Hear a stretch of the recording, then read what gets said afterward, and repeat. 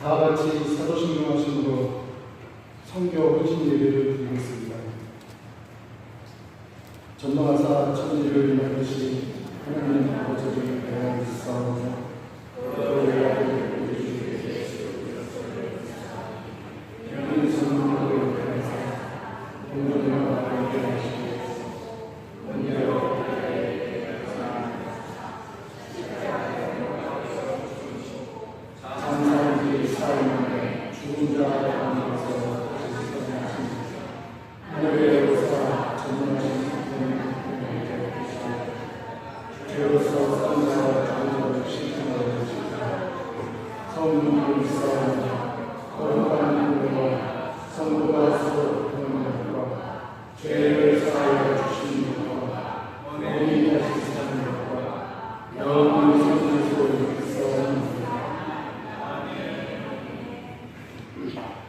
찬송가 506장을 드리겠습니다.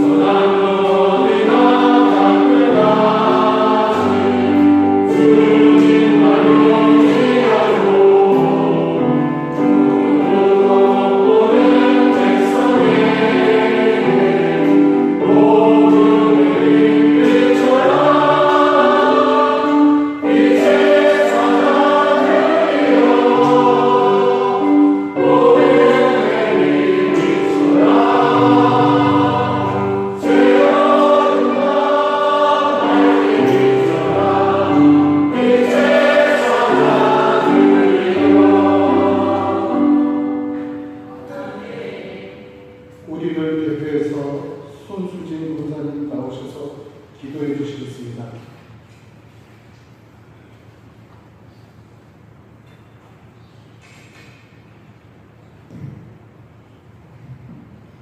우리 구원에 영원한 방석되시며 우리를 늘 소망 가운데 주의 길로 인도하시는 하나님 아버지, 이 시간 마석 사랑의 교회가 땅끝까지 들어 내 증인이 되리라 하신 주의 말씀을 따라 영혼 구원의 사명을 잘 감당하고자 선고 헌신 예배를 드리게 하시니 감사드립니다. 그동안 코로나와 분주한 삶을 핑계로 주의 말씀을 전하는 일에 게을리했던 것들을 회개하오니 용서하여 주옵시고, 오늘 이 예배를 통하여 우리가 다시 한번 주의 병사, 주의 군대로서 만군의 여호와의 이름으로 다시 일어설 수 있도록 도와주시옵소서. 우리에게 성령의 기름을 부으사 주사 가난한 자에게 아름다운 소식을 전하게 하시고 마음이 상한 자를 고치게 하시며 포로된 자에게 자유를 갇힌 자에게 무임을 선포하게 하시고 여호와의 은혜의 해와 영광을 나타낼 수 있는 자들이 되게 하여 주시옵소서. 그리하여 많은 사람들이 주님의 옳은 길로 돌아오게 하도록 하기를 간절히 바랍니다. 오늘 말씀을 전하시는 서동필 선교사님에게도 성령이 충만하게 임하시기를 원하오며 하나님이 선교사님에게 허락하신 사역 가운데 늘 하나님의 보호하심과 위로가 있기를 바랍니다. 그의 혈친이 주 안에서 크게 열매를 맺을 수 있도록 인도하여 주시옵소서. 오늘 시작하는 시간과 마치는 시간까지 온전히 주님께 의탁하오며 모든 것 주님께 감사드리며 예수님의 이름으로 기도드립니다. 아멘.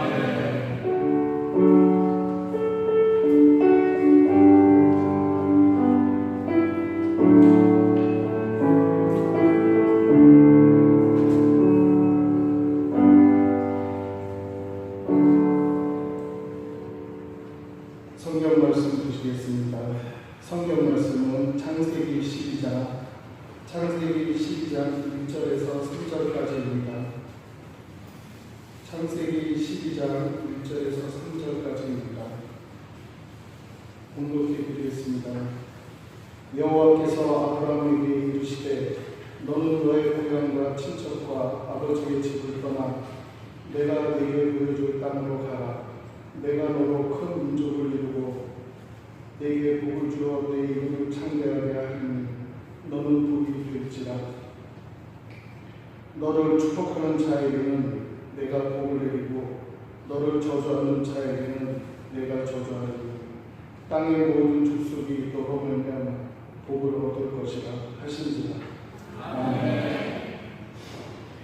우리는 열방을 향한 축복의 통로입니다라는 말씀 가지고 서동필 선교사님 말씀 증거해 주실 때 마음문을 활짝 열고 증거해 주실 말씀 잘 받아 큰 은혜의 시간 되시기를 바라겠습니다.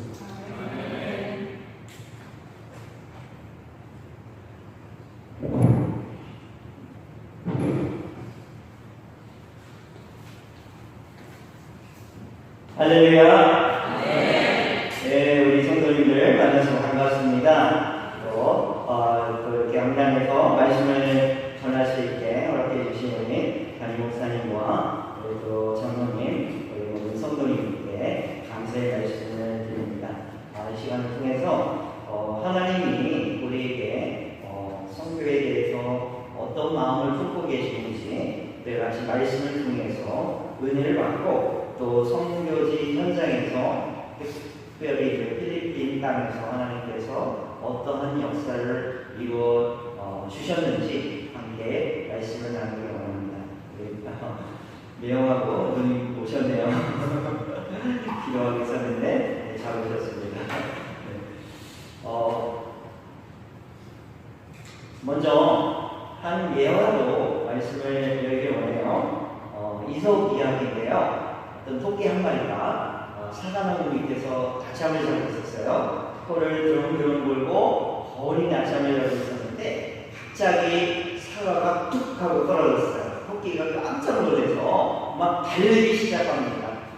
막 달리고 있는 그 토끼를 보던 친구 토끼가 쟤 왜 저래 하고 또 다시 따라서 달리기 시작을 합니다. 또 주변에 있는 마을 토끼들이 왜 달리지 하고 또 열심히 쫓아서 달리기 시작합니다. 1시간, 2시간, 얼마나 많은 시간이 지났는지 모르겠는데 막 땀을 흘리면서 제 옆에 있던 토끼가 물어봅니다. 지금 우리가 왜 달리고 있지? 어디를 향해 달리고 있지? 모르겠는데 그 친구가 달리니까 그냥 따라가고 달리고 있어 라는 그런 얘기가 있는데 여러분 이 얘기를 통해서 우리 삶의 모습을 엿볼 수가 있어요. 친구가 그죠? 좋은 대학에 온 친구 자녀가 좋은 대학에 가니까 내 자녀도 좋은 대학에 가야 되고 또 이웃이 좋은 집을 사야 되니까 또 우리도 좋은 집을 사야 되는 또 친구가 좋은 차를 샀으니까 나도 좋은 차를 사야 되는 마치 기준이 친구가 되고 이웃이 되는 그런 목표와 방향이 없을 때 우리도 다른 사람의 어떤 그런 모습이 삶의 기준이 되어지는 그런 모습을 보게 되어집니다. 목표도 없이 그냥 달리는 거죠.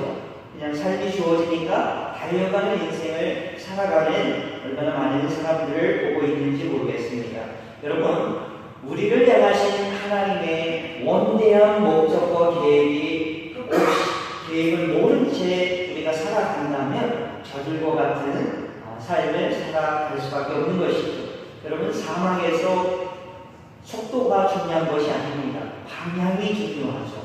아무리 빨리 속도를 내서 달려가길 뭐합니까? 방향이 엉뚱한 데를 향하고 있는데, 그러나 방향이 제대로 돼 있을 때 우리의 삶에 원대한 이 하나님이 우리를 향하신 원대한 목적과 계획이 무엇인지 이것을 알고 살아가는 것하고 그냥 주어진 인생이니까 살아가는 것하고는 엄청난 차이가 있다라고 하는 것이죠.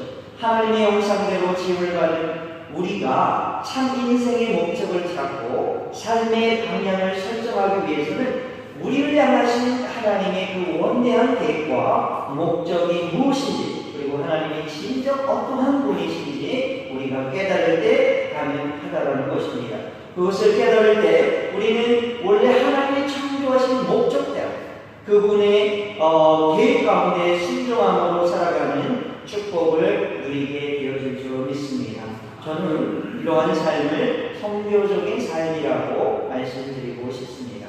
자, 그런데 문제는 인간의 죄로 인해서 이런 하나님의 원대한 목적과 계획을 보지 못하고 놓치고 살아간다라고 하는 것이죠. 마치 죄라고 하는 것이 우리를 영적인 장님으로 만들어 놓은 것이죠. 하나님의 원래 창조의 목적에서 벗어나서 육신의 정욕에 사로잡혀서 악욕의 정욕에 눈이 어두워져서 이생의 자랑에 함몰되어서 진정으로 우리가 추구하고 누려야 할 것들을 오히려 놓치고 살아가고 있다는 것이죠. 다른 사람의 모습이 우리의 삶의 기준이 되어지는 그런 삶을 살아가고 있는 것이죠.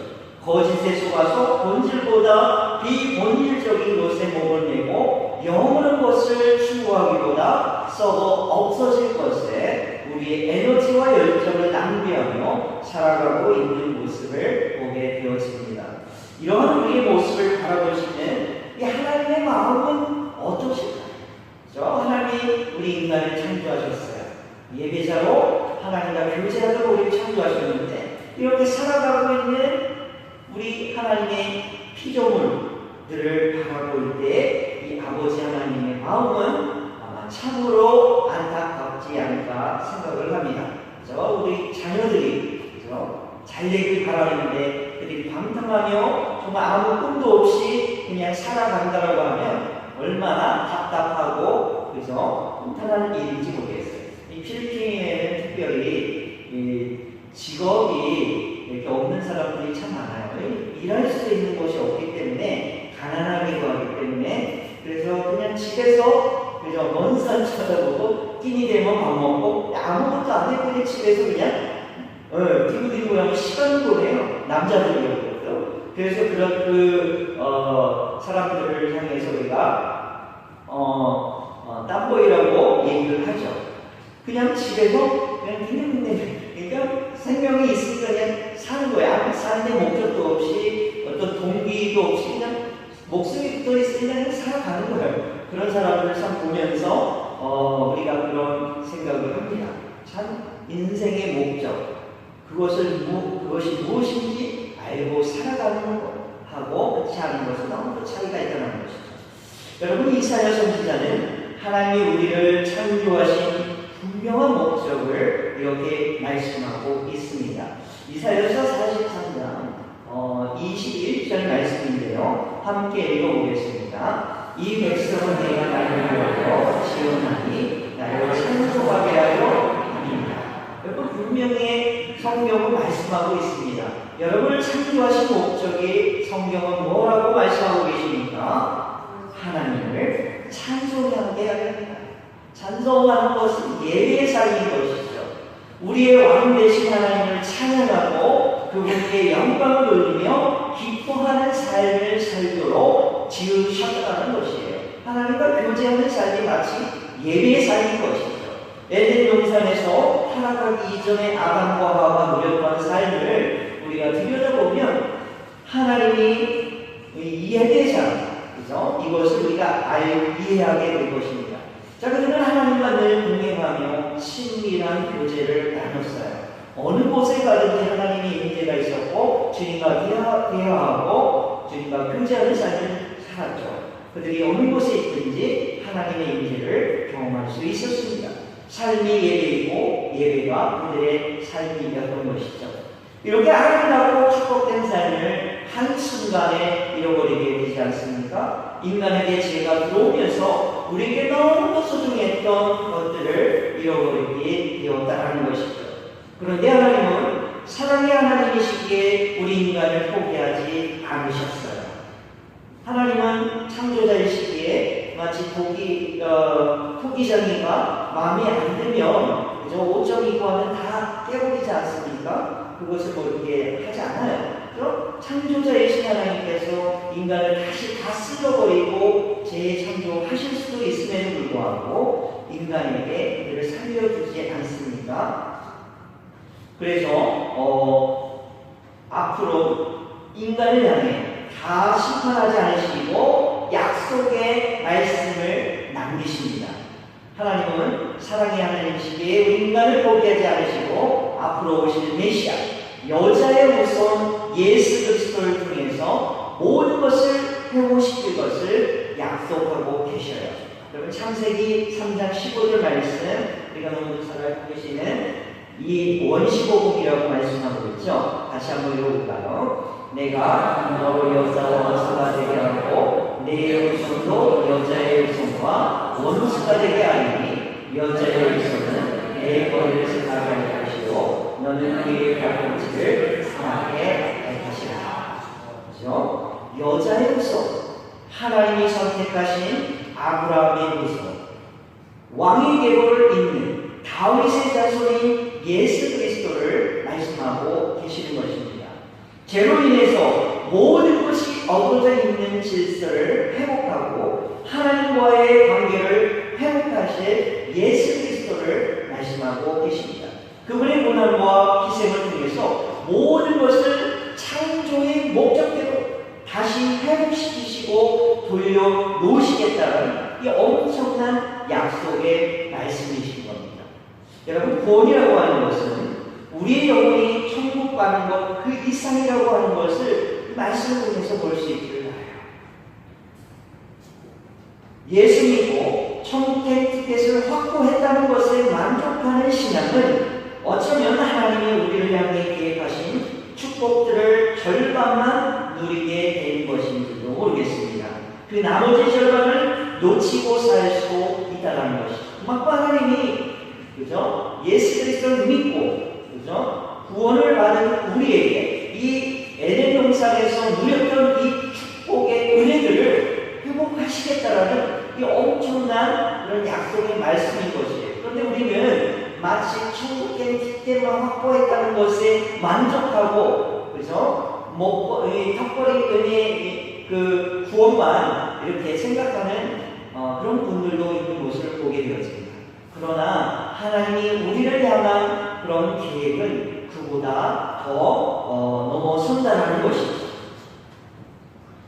천국 가는 그 은혜를 넘어서 이 땅 가운데서 우리를 회복시키시고 천국의 맛을 보게 하시며 우리에게 부어주신 그 축복을 열방을 향해 흘려보내기를 원하시는 것이 바로 하나님의 마음이라고 하는 것입니다. 하나님과의 회복을 통해서 그 엄청난 역사를 우리를 통해서 선택받은 우리를 통해서 하나님은 이루시겠다는 것이죠. 약속의 당사자인 하나님께서 직접 그 일을 성취해 나가시겠다라고 약속의 말씀으로 주신 것입니다. 그런데 우리가 생각해 볼 것은 분명히 하나님은 약속하셨고 하나님이 약속의 당사자이시기에 그 약속을 성취해 나가십니다. 우리가 구약의 말씀을 들여다보면 하나님께서 아브라함을 선택하시고 어떻게 아브라함에게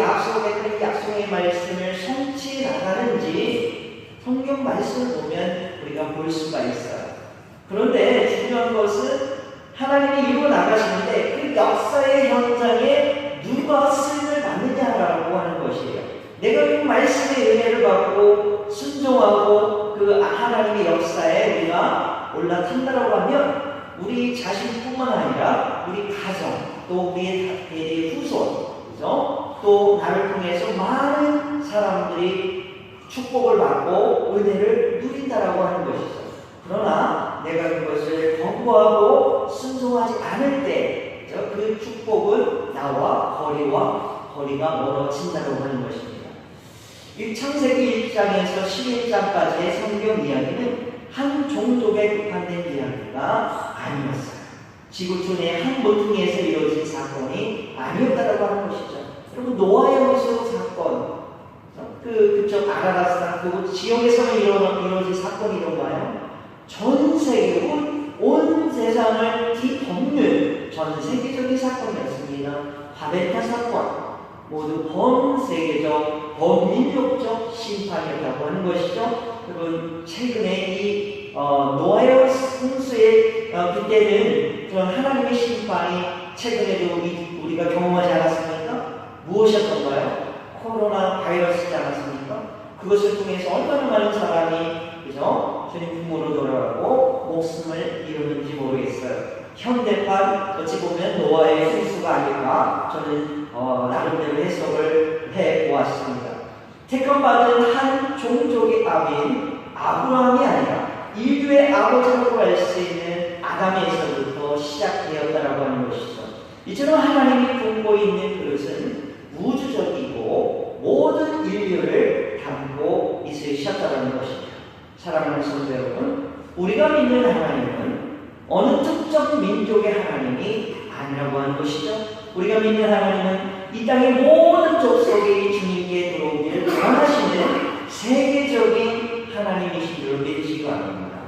민족이나 피부색으로, 문화로, 언어로 구분될 수 없는 인류 모두의 하나님이시라는 것입니다. 이스라엘만의 전유물인 하나님이 아니시라는 것이죠. 서양 선교사들이 조선 땅에 복음을 전했다고 해서 서양 사람들만의 하나님이 아니라고 하는 것이죠. 초대에 한국의 서양 백인 선교사들이 와서 복음을 전했을 때 우리 선조들은 어떻게 반응했습니까? 그 양피노, 서양 사람들이, 서양 선교사들이 백인이 전했다고 해서 서양 종교를 왜 우리가 믿냐? 우리 전통의 신앙이 있는데 저 양피 신앙은 우리가 왜 믿어? 라고 거부하지 않았습니까? 그러나 그들이 들고 온 이 복음은 서양 사람들만의 신앙이 아니었다라고 하는 것이죠. 이미 우주적이고 온 인류를 향한 하나님의 계획이 있었기에 그 역사의 흐름 가운데 복음이 이 땅 조선 가운데서도 역사하는 일이 있었다고 하는 것입니다. 동양과 서양을 아우르는 하나님이신 것이죠. 하나님이 전 세계를 내려다보시듯이 우리들도 하나님의 시각으로 세상을 볼 수 있기를 바랍니다. 이런 시각으로 보는 것이 바로 하나님이 원하시는 세계 복음화의 첫걸음이 될 줄로 믿습니다. 여러분, 이 전문 용어나 좀 어려울 수도 있는데 글로벌라이제이션이라는 말이 있어요. 혹시 들어보셨는지 모르겠는데 글로벌 하면은 지구촌, 그죠? 지구촌 또는 세계적인 그런 글로벌하다라는 말을 쓰듯이 글로벌이라는 말과 로컬 하면은 지역, 한 지방, 지역이라는 그런 마석 지역, 그죠? 또 뭐 난주시 이렇게 말할 수 있는 것을 로컬이라고 해요. 자, 이것을 합쳐서 글로벌라이제이션. 그래서 우리가 이 로컬에서 살지만, 그죠? 뭐 가정부로서 뭐 접시를 잡고 육아를 하고 또는 직장생활을 하고 우리 삶의 터전에 로컬에 우리가 살지만 그러나 우리의 시각과 우리의 마음은 이 세계를 품는 그런 세계적인 시각으로 살아가야 한다는 것이에요. 그것이 글로벌라이제이션이라고 얘기합니다. 저는 필리핀 땅에 투마나라는 지역에서 그래서 선교를 감당하고 있어요. 그것이 로컬이에요. 그 지역이 로컬이에요. 그러나 그들에게, 이 현지인들에게 제가 제가 전하고 싶은 것은 이 하나님의 시각, 이 전 세계를 보고 계신 그 하나님의 시각으로 그들에게 복음을 전하고 훈련을 시킨다라고 하는 것이죠. 저는 여러분들도 이러한 시각에 눈이 떠져서 정말 주변에 많은 외국인들이 또 들어와 있지 않습니까? 그들을 섬길 수 있는 기회가 있다라고 한다면 그들을 섬기고 또 세계적인 시각으로 살아갈 때 저는 여러분 모두가 세계의 복음화에 이바지하는 그 첫걸음이 될 줄로 믿습니다. 하나님은 앞서 창세기 3장 15절에 보여주신 이 여자의 후손에 대한 약속을 이루시기 위해서 아브라함과 그 가족을 선택하십니다. 자, 여기서 우리가 놓치지 말아야 할 것은 아브라함의 후손이 한 민족만 선택하시고 나머지는 버리시겠다라고 하는 의미는 아니라는 것이죠. 오히려 그 반대였다라는 것입니다. 선택받지 못한 그 나머지 모든 족속을 위해서 선교적인 차원에서의 부르심이었다고 하는 것이에요. 하지만 이스라엘 백성들은 자신들만의 하나님으로 우주적인 하나님을 축소화시키고 맙니다. 그래서 제가 앞전에 말씀드렸듯이 우리 인간이 범죄함으로 인해서 영적인 시각에 그래서 다치게 되지 않았습니까? 이스라엘 백성들도 죄인이란 말이죠. 그런데 그들이 죄의 눈에 어두워서 이 하나님의 시각을 보지 못했던 거예요. 하나님의 마음을 이들이 깨닫지 못했던 것이죠. 그래서 그들에게 선택된 민족이라는 것, 어떤 선민 사상에 사로잡혀서 오히려 그 선민 사상으로 인해서 타 민족, 이방 족속을 그래서 이렇게 배타적으로 여기는 그러한 배타적인 민족으로, 이기적인 민족으로 변질되어 버리는 안타까운 일이 있습니다. 여러분, 우리는 어떻습니까? 하나님이 여러분을 선택하셨어요. 그죠? 그러나 그 하나님을 나의 하나님만으로 전혀 이스라엘 백성들처럼 그렇게 여긴다라고 한다면 우리도 그들과 다를 것이 없다라고 하는 것이죠. 하나님은 우리를 선택하신 이유를 우리는 잘 깨달아야 할 것입니다. 이미 창세기 11장까지 우주적이시고 전 민족을 다스리시는 하나님을 보았습니다. 그럼 우주적인 하나님이 이제 한 가정, 한 민족에게로 그 초점을 옮겨 가십니다. 아브라함을 선택하시고 그에게 복을 약속하시죠.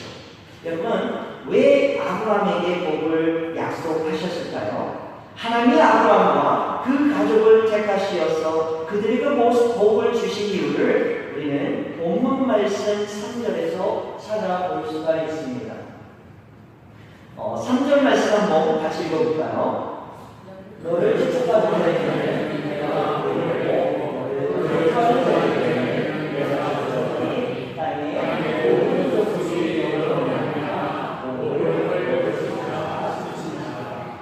여러분, 여기 나와 있지 않습니까? 아브라함을 택하시고 그에게 복을 주신 이유가 뭐라고 얘기하고 있나요?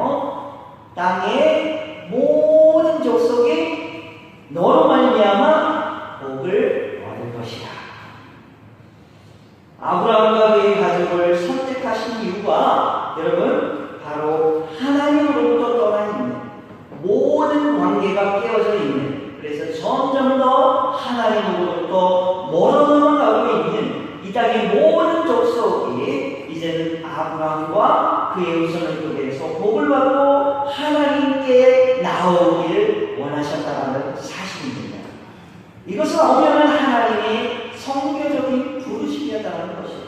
세상의 모든 민족을 하나님 자신에게 이끄시려는 그분의 목적과 계획이 아브라함의 부르심을 통해서 선명하게 나타나고 있다고 하는 사실입니다.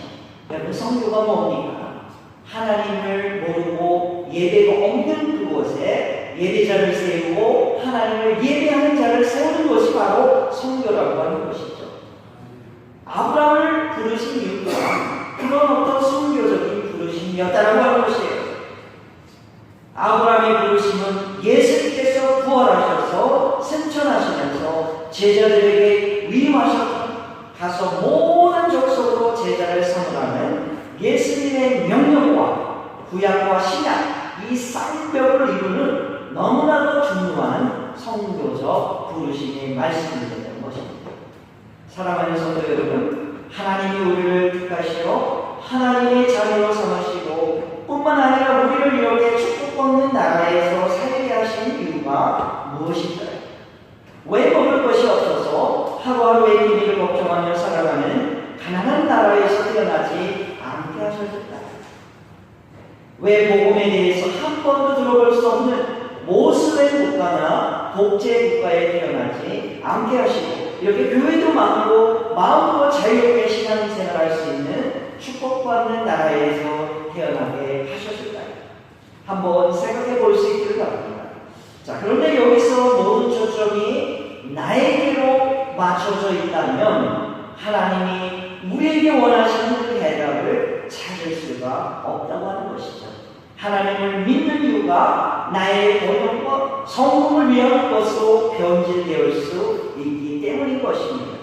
하지만 내 자신이 아닌 하나님께 초점이 맞춰진다면 우리가 누리고 있는 이 모든 축복의 의미들을 깨닫게 되어지는 것이죠.